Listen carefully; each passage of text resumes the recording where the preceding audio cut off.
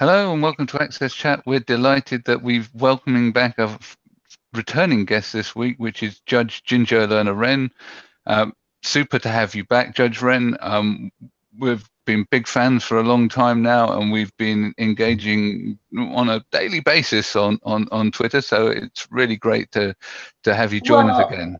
First of all, I feel like we're family now. So I'm part of the AXSchat global family, and I cannot be more honored and thrilled to have you all back. And it's a real privilege. Oh no, well, thank you. It's good to join you in sunny Florida. It is. It's a gorgeous day today, actually. Not too hot. Not too hot. Not too hot. I know. Because we've got the sun shining in Virginia, but it is not anywhere near hot. I don't want to brag, but this is the perfect South Florida weather. Yes. Yeah. Yes. It's true. You have to come down. Yeah, we're just out of thermals. That's funny. And we got Winter Storm Toby and my part of the neck of the woods all the way up into the New York City. So terrible. Looking forward to warm weather. Correct. I hear you. So aside from us being exceedingly jealous about your climate, we're here to talk about the fact that you've written a book all about the work that you've done. So you've written a book, I think might be one just over your shoulder. I have. There is. This is just such a privilege to. I have to tell you, this is my global Twitter launch. I don't know if you've done a Twitter launch on AXSchat, but here it is. Yeah, Court of Refuge. A Court of Refuge. Stories from the bench of America's first mental health court. And it's hot off the press by Beacon Press. Yay! It's getting some rave reviews, by the way, which I'm really touched. But all of these stories really represent the tens and thousands of people that have come through the court since we began this court so many years ago. In 1997. So a Court of Refuge is not only filled with hope and inspiration for people with all kinds of disabilities. This is not just for individuals with mental health or mental illness, but also it really has a much broader message of advocacy, of the ability to live your dreams no matter what type of kinds of disabilities somebody may be challenged with. And so I'm curious. So obviously, it's been a while.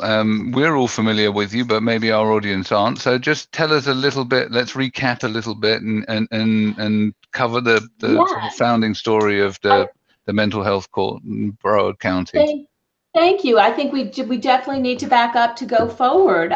So my name is Judge Ginger Lerner-Wren, and I am a county court judge in Broward County, Florida. And for your audience that may not know exactly where that is, first of all, I'm about a half hour or a little bit more outside north of Miami. And for those in the United States and around the world who may be joining in the March for Life tomorrow, Parkland, Marjorie Stoneman Douglas, I'm sorry, I get emotional, is just about 20 minutes away. So, our community, our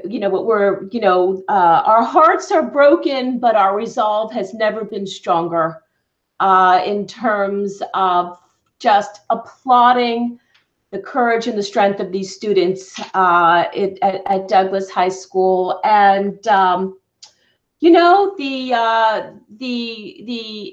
intersection of mental health now and gun violence is really upfront, and can't escape it. But that's where I work. I work in South Florida. And the mental health court, Broward's mental health court, is the first diversionary mental health court in the United States. And it really was quite a leap of faith that my community took, as it really developed a consciousness that we simply cannot continue to blindly incarcerate people that are being arrested with serious mental illnesses and intellectual disabilities and all kinds of cognitive disorders, largely because people are not able to access care, or because of the stigma and the discrimination surrounding mental illness that we know is a historical problem. And my community didn't have any money. We didn't have any grants, but we did have an incredible will to do something. And Broward's mental health court was our something in terms of decriminalization. We do consider the court a human rights strategy. And I just happened to become a judge at the same time that my community recognized that we have a problem in our criminal justice system. Thank you. So, and you've been, it's the 21st anniversary, so the court's coming of age this year, and you felt it was time to celebrate some of the achievements. So you say it's stories from the bench. So are you covering individual stories in the book? I am. And a number of these stories are true because I've been able to, of course, to get permission and actually did an interview. One of the stories about a young woman named Catherine who came through the court in, I think it was in 2001. Her story is absolutely remarkable. And she's been working as a community case manager now for the past 15 years. She got arrested. She went through the mental health court. We actually housed her in our own homeless residential treatment facility, and she went back to college, got her degree, and she's been working in the community helping others for years now. So we've got some true stories, and then we've got composite stories, which are largely true stories, but of course for confidentiality purposes and privacy, we've changed some of the salient, identity and so forth. Excellent. So I know Antonia's got a question, and I've been hogging the questions so far, so I'm going to hand over. No, it's great to have you again. We have been talking on Twitter since the last time that we were able to have you. Thank you. And recording the chat. No, I was listening to your words and then Neil's question, and I'm quite curious to see that how is the legal community receiving it? No. The legal community, that's a really great question, because while we had a task force, of course, that was made up of influencers and leaders in the legal community combined with the mental health and substance use community, I think still, we're talking about a pretty big shift in culture. And, we had great support, but I think it took a long time, I think, for our legal community to really, really cross that chasm into putting people with disabilities and mental health issues in their hearts, not just in their heads, if you know what I'm saying. But our legal community, of course, is very proud of the work that we do, and all the other judges, the state attorney, of course, and the public defender was, in fact, the thought catalyst for the court, Howard Finkelstein. So, we're all very proud of the court.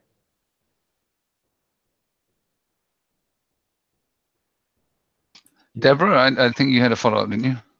I did. And Judge Wren, I also want to thank you for being back on the program. We were so honored to have you on the program before, and then you were one of those guests that just stayed with our community and continued to support our work and the work of our community, and you're truly part of the community, and we really are very grateful for that. And I really encourage our audience to go back and listen to the first interview, because all of our interviews, remember, are always archived on www.AXSchat.com. And yes, we did make the judge rearrange her room so that we could do product placement, because we just think this is a very, very important book. That's why we're talking about it. But as a reminder to some of you listening, I'm a Floridian. I was born in Jacksonville. I was born in Pensacola, Florida, lived all through Florida, grew up most of my life in Jacksonville before we migrated to Virginia. And when, like all Americans, when I saw the Parkland shooting that happened at the Douglas High School, my heart broke again. I don't know how I'm living with these shattered pieces, but something is different. Something is different with this shooting. The students are standing up and saying, I don't know why you adults haven't fixed this, but we are the children of, I heard on 60 Minutes, I heard an interview that we are the mass shooting generation. And I thought, oh yes. No. And then I feel like these young people are saying, why didn't you do something about it? And I was talking to my husband, Judge Wren, and I said, I don't know how to answer these young people. Why would we let these things happen? Why? Well, we have Sandy Hook and all these other things. And unfortunately, it isn't just happening in the United States. It's happening in other countries, just more here. Why? Well, and I really did a lot of soul searching about this, Judge Wren. And what I realized was we almost had to evolve. And this is not just, it's just not guns. It's just not, it's a multidimensional problem. And your court is an example of what we can do to start solving the problems. And so when Americans and others look at this and say, I can't stand this, what are we doing? Why are our children not safe? I think we need to have the hopeful stories that we can turn this around. And that's why your book is so important. And I hope everybody goes out and buys 25 copies of it, because we need to make her so famous that we understand there are solutions. And sorry, Judge, to do this to you, but this is so important. I mean, I live in this beautiful country. I love being American, and I can't stand it that when I was in high school, and I'm much older, the things I worried about, and I'm going to give you an example of something horrible that happened to me in school, in middle school. I had worn a shirt and I tucked it in, and I accidentally walked into the boys' restroom while I was tucking my shirt back in. I looked up and all the boys were laughing at me, and I went home and I said to my mom, I'm never going back to school. Those were the problems I had in high school or junior high school. So we need to understand this is a multidimensional problem, and we need to let courts like yours help people be successful. I was thinking, I had exactly the same thought process that you did. I attended this past weekend, we had a prevention of school violence event in Fort Lauderdale, ironically, or not so ironically, at an auditorium that's dedicated to war veterans, but it also is an auditorium that hosts gun shows. And so it was a very poignant place to be. And my role there with the other speakers was to talk about mental health and about the importance of making sure that all of our children have the opportunity, just like, they go to a pediatrician, just like, they get their physical, selves, our health checkup. We need our emotional health checkups to be universal and to start from zero on, because our children, are struggling so. in terms of the complications of the world, you know, between social media and bullying and, you know, everything. I was thinking, like you were, Deborah, I remember one of my most complicated things in middle school was what we were going to have for lunch. Right. I mean, you know, it wasn't complicated. I mean, if there was going to be somebody saying something, somebody would pass a note. It wouldn't go out, you know, on Instagram and across the world. And so, you know, we really need to understand, and I think all of our policymakers need to understand, and I think that when we're talking about innovation, and AXSchat, in my view, is about so many similar themes that the mental health court is, and that is human potential. And that is that we have to invest in each other. You know, if we really are serious that we love our community, that we want to all make the world a better place, then we have to put our money where our mouths are. And that goes for everybody. All our policymakers, our business leaders, our corporate entrepreneurs. I mean, every single person has to invest. And, you know, this book is really about innovation, and AXSchat is about innovation and accessibility and building community, you know, through, you know, what you said so poignantly last year. And I hope our viewers go back and watch, as Neil always says, that fabulous chat on AXSchat, because it is absolutely out of this world. And we all need to be servant leaders. Is that what you said? Yes. If I'm right? Yes. Yes. It's a wonderful example of a servant leader. So important. Well, I know you want to comment, Deborah, so I'll be quiet. But yeah, absolutely, we do need to step up, and if we want the community to work, we have to contribute to it, and that has to play a part. And everyone on this call is contributing to it. So Deborah, I'll hand back. Yeah, and I'm going to make one comment, and then I'll pass it to Judge Wren and then back to you, Neil. But one thing, as I was watching the 60 Minutes interview, and I haven't watched all of the media coverage because it's just too hard, to be honest with you.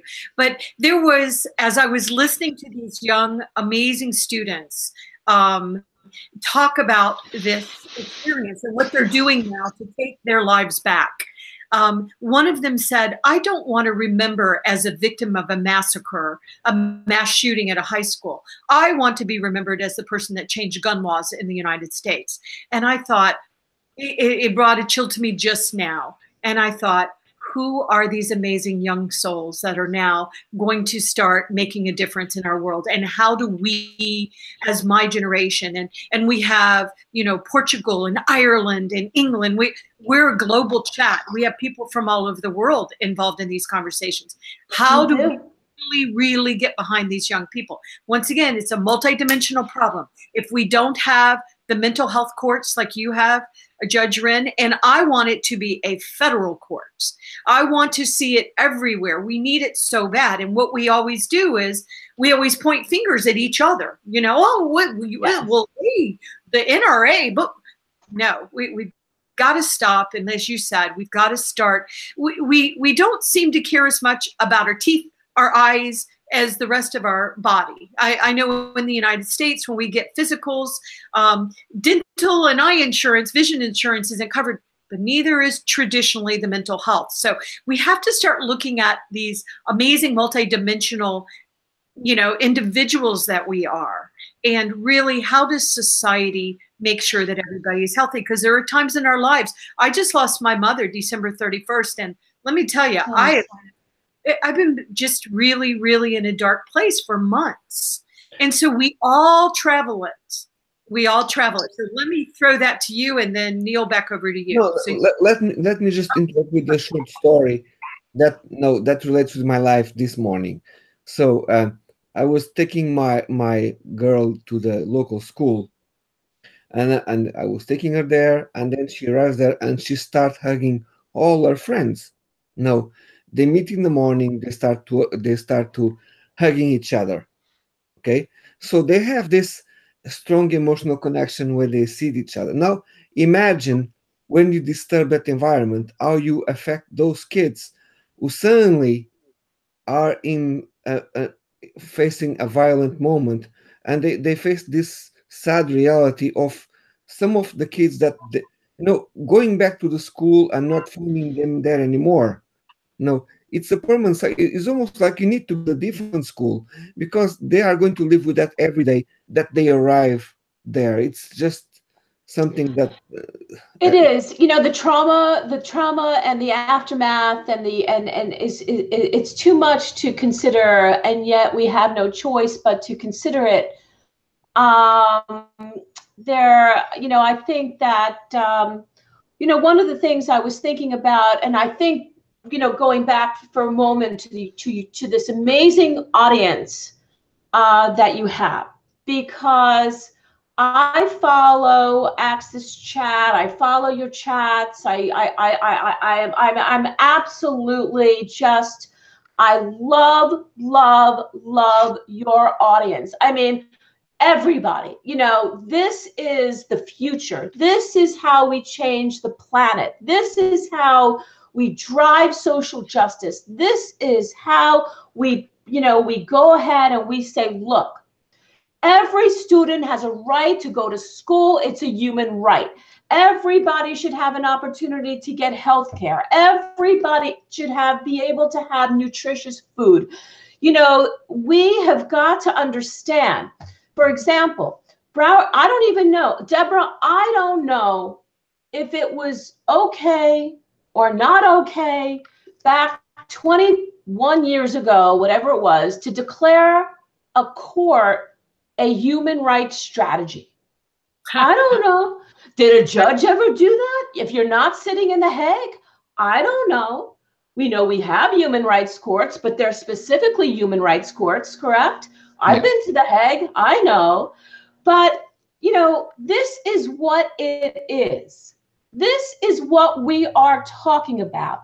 Children have the right to be safe in their schools. They have the right to be safe in their movie theaters. We have the right to be safe in our malls. In our churches. So everywhere. It's ridiculous. Everywhere. Yes. Right. So when we talk about, I was at the event talking about mental health, and yes, there were a number of people there with very strong, strong, strong feelings about, as they put it, the Second Amendment. We're talking about, they were talking about common sense gun measures. I'm talking about mental health. But one thing that I think we could all agree on, and that is that we all want to have a quality of life. We all want to live our potentials in this world, and we want to take care of our children. We want our children to have a better life than we had. Isn't that true? Always. Right. And so these basic, simple human principles, correct? We cannot lose sight of. And that's what I love about you, Deborah. That's what I love about, Neil and Antonio and all of your beautiful audience, that, we always stay focused. And I think it has a lot to do with the fact that, we are really coming from a human rights framework, correct? Yes. In how we are speaking. And for those of us in the United States, it's not as commonplace as for those that are, living around the world and under the auspices, if you will, of the Convention for Persons with Disabilities. Yeah, I we've viewed what's gone on in the US with sort of detached horror. It's been tremendously sad, but we also don't understand. because we're no, but we don't understand, the Second Amendment, why it holds so much sway. Really, we don't understand it either. I mean, I mean, some people understand it, some people don't understand it. I don't understand. Sure, but I mean, I'm a judge, and I don't understand. No, and I do, as a historian. I understand the legacy and why it had been there, but we've de-weaponized our society. We had a school shooting, one major one, Dunblane, and we changed our laws as a result of that. Yes. Yeah, and as a result of that, people are safer. We achieved the things that people want. And yes, there was some sacrifice on the part of people that had hobbies with guns. But for me, this is not a mental health issue, because if you de-weaponize society, people with mental health issues are less likely to cause catastrophic damage to lots of people if it is someone with a mental health issue that is taking the gun. So for me, yes, we still have problems. We still have stabbings. We have problems with knives, and they're not good. But it's the volume of death and carnage that can be meted out when someone has automatic weapons is just of a scale that we don't understand here. It's unfathomable. You can't really. I mean, intellectually, I think we hear it, but on a soul, deep down on a soul level, you cannot understand it. It's just it's too much. But I want to say something, very important, so everybody's clear, and I don't get tweets that sure. Amendments. Just say, Judge, you didn't make that very important salient point. And of course, the point is that the evidence and the research is very clear that the vast majority of persons or people with serious mental illness are not dangerous. They're not dangerous. In fact, they are subject to victimization more so than they are dangerous. And this debate sometimes gets very, very blurred for reasons I understand, but I don't really talk about so much. I focus on the fact that we know the impact. We know the impact now of adverse childhood experiences. We understand the impact of toxic stress. We know what it means to have trauma in one's life. And if you don't have stabilizing, loving, nurturing relationships, yes, things can go awry. They can, and they do. And this is the point. This is the point of a court of refuge. Yes, I would love to see great, smart justice and great, smart courts, and we can reduce mass incarceration in the U.S.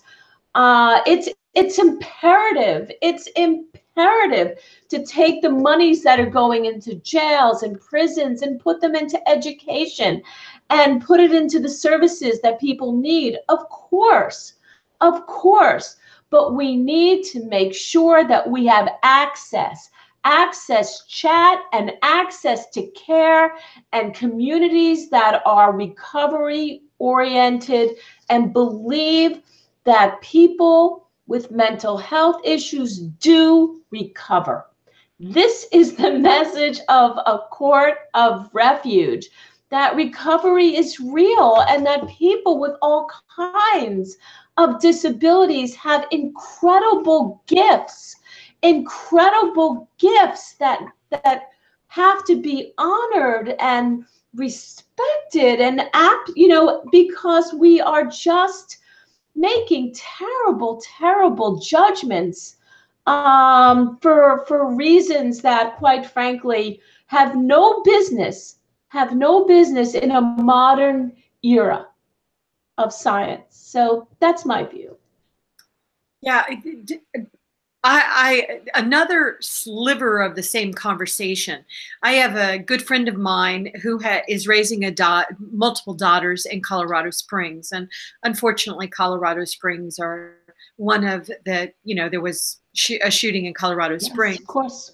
Her daughter is her mental health. One of her daughters, her mental health. She is so terrified to go to school. She's terrified to go to school. And she is one of those quiet, sensitive individuals.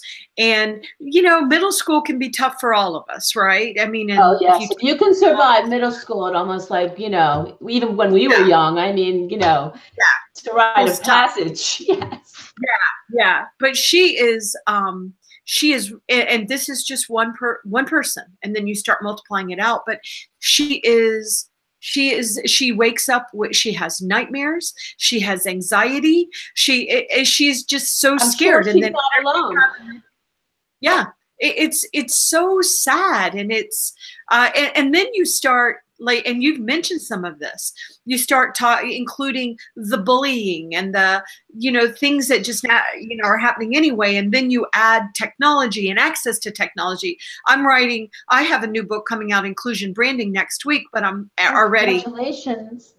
Thank you. I'm already working on another one, which is about, sort of taking breaks from technology. And some of the stories that I'm getting are so sad to me. I was talking to this one young man, and he said his 15-year-old was climbing out the window and blah, blah, blah. They took her phone away from him, but the schools give them laptops now, which have all the functionality. And then he said there was another story about a friend of his daughter's 16-year-old daughter. The police showed up on her doorstep, and she had been taking pictures of body parts of her and selling these pictures to pedophiles, a website that does this, and she'd been paid for it. Now, she's 16 years old. Our brains aren't fully formed yet. And should we assume she had bad parents, or is she like me in that we're doing the best we can with the rules shifting and changing so fast? How do we protect our children and all of our mental health? I mean, these are huge issues. They are. And I wanted to talk about, look, we are, as a very wonderful, new foundation, Wellbeing Trust, put out this past year an incredible policy monograph. It's really one of my favorites. I use it when I teach. It's a teaching tool called, Pain in the Nation. I mean, we are a world of pain. The despair, the level of despair, and the point of the monograph, and I think the point that you are making so beautifully, is that, look, it's not enough anymore to kind of wait and see how our kids are progressing, or wait. We can't wait anymore. As parents now, the paradigm has shifted. We all must become experts. Yes. Parenting has, we haven't talked about this, but we kind of are, that parenting has created a new dimension of a need for education.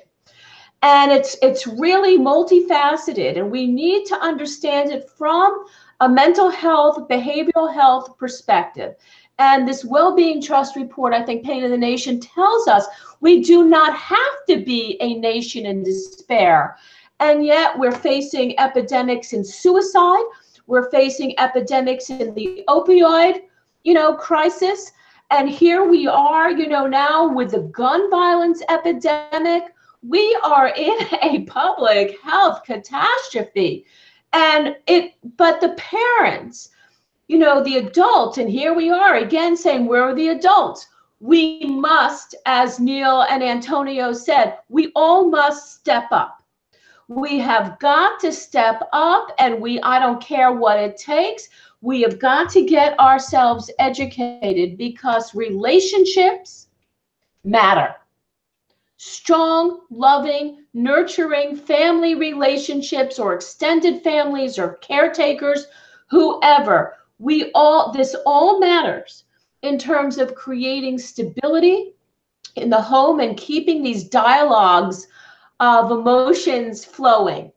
You know, we have to normalize talking about our feelings and what's happening. And, you know, I used to drop my kids. It reminded me, my kids now are 30 and 27. They're not kids anymore. They'll always be my babies. But, you know, I used to drop them off at school.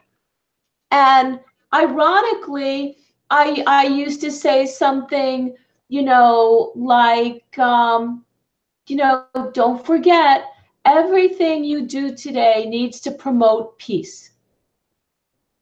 Everything you do today needs to promote peace.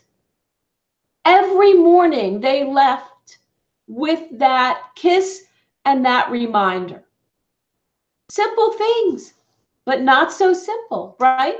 No, but that's great. I mean, that's it's almost the antithesis of the. I don't know whether you're familiar with Philip Larkin. He's an English poet, and he wrote a poem called "This Be the Verse," and it's probably the first time I'll swear in public, but I'm quoting someone. They fuck you up, your mum and dad. They may not mean to, but they do. They fill you with the faults they had and add some extra just for you. But they were fucked up in their turn by fools in old-style hats and coats, who half the time were sloppy stern and half at one another's throats. Man hands on misery to man. It deepens like a coastal shelf. Get out early as you can and don't have any kids yourself. Well, we can't, you know, okay, so I kind of followed his advice. I don't have, but that wasn't because of, it wasn't because of Philip Larkin, but we are formed by the actions of our parents and the adult generation.